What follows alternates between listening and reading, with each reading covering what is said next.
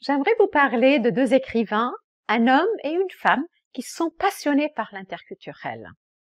Le premier s'appelle Milton Bennett, un sociologue américain qui est reconnu comme le créateur du modèle de développement de la sensibilité interculturelle. Il a conçu une échelle pour classer nos réactions face aux différences culturelles.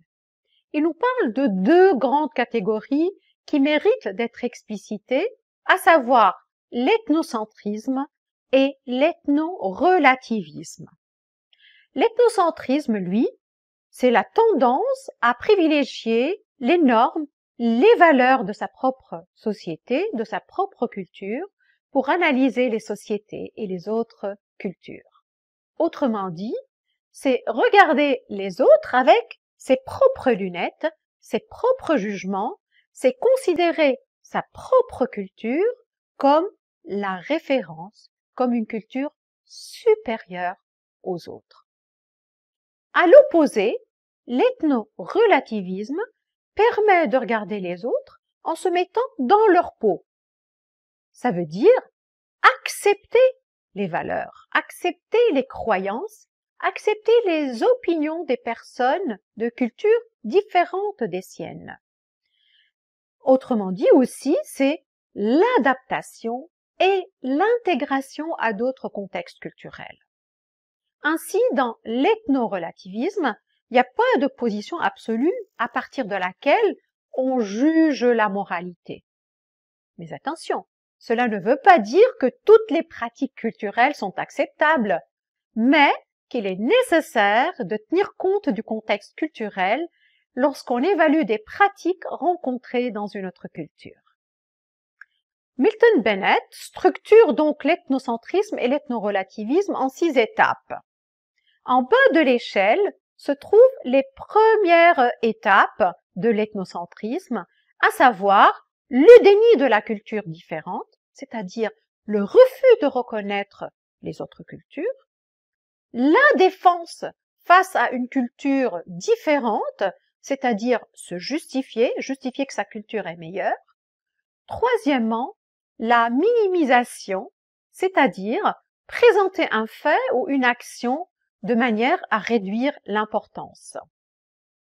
Dans le haut de l'échelle de Bennett figurent les 3 étapes de l'ethnorelativisme, à savoir l'acceptation des autres, l'adaptation aux autres et enfin l'intégration avec les autres.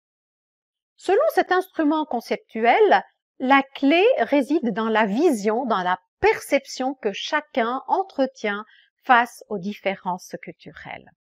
Le passage d'une étape à l'autre permet l'ouverture à l'interculturalité à travers la prise de conscience des différences culturelles et surtout l'empathie avec la culture. Je vais donc donner un exemple et vous demande de noter quel sera votre regard sur cette mise en situation. Supposons que vous et vos collègues suivez une formation, disons, sur l'interculturel. L'animateur de la formation donne à chacun des exercices et des jeux de rôle à faire. Remarquez qu'un membre de l'équipe continue à poser des questions et à demander des éclaircissements. Vous êtes étonné car vous sentez que les instructions sont très claires. Le formateur fait de son mieux, mais les questions persistent. Et à la pause, le formateur vous voit et vous dit « Pourquoi pensez-vous que cette personne, le collègue, pose autant de questions ?» Quelle sera votre réponse parmi les 5 possibilités qui figurent à l'écran? Je ne suis pas sûre que les instructions étaient assez claires. Le problème est qu'il vient d'une culture où il a peur de prendre des risques. Il avait du mal à voir ce qui nous rassemble comme équipe. Peut-être c'était parce que les cultures peuvent différer dans leur degré d'incertitude, ou bien il voulait probablement être sûr de dire la bonne chose. C'est un rappel utile pour adapter la façon dont les instructions seront données pour être davantage culturellement inclusives. Si votre réponse vise l'une des 3 premières possibilités, vous êtes plus sur une échelle d'ethnocentrisme et un travail sur votre sensibilité interculturelle mérite d'être travaillé. Je vous ai dit au début de la capsule que je voulais vous parler d'un autre auteur, une femme cette fois-ci. Elle s'appelle Stefanie Radsch, une spécialiste allemande de l'interculturel, professeure à l'Université de Berlin.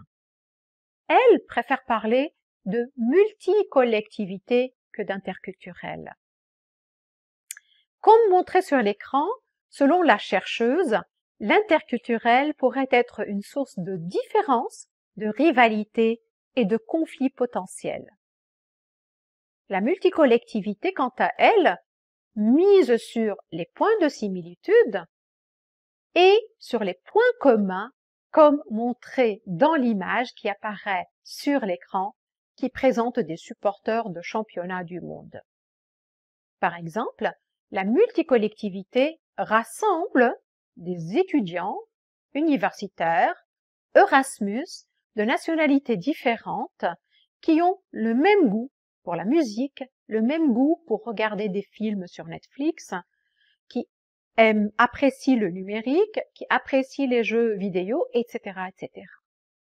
Ainsi, la multicollectivité permet, à mon sens, aux apprenants d'aujourd'hui de devenir les médiateurs interculturels de demain et de parler davantage de ce qu'ils ont en commun que de ce qui les divise et les différencie.